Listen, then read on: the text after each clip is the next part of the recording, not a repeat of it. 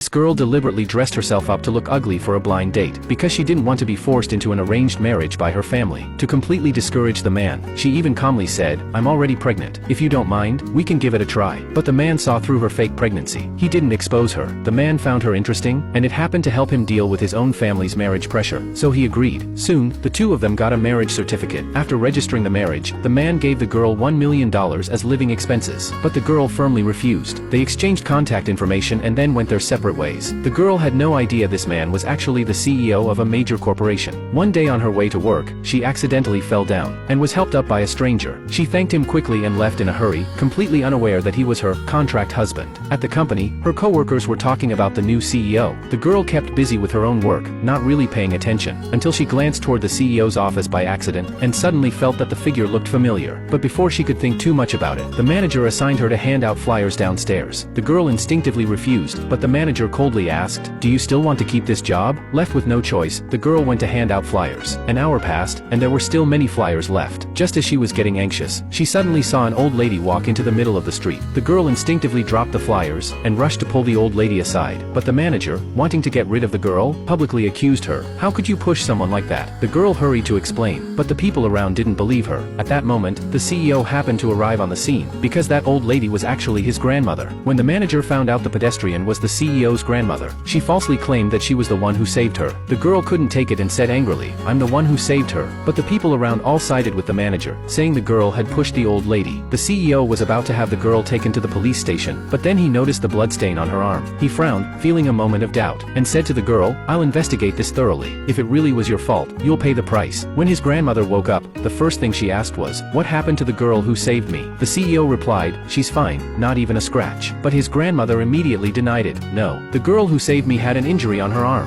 It was only at that moment that the CEO realized he had misunderstood the girl all along.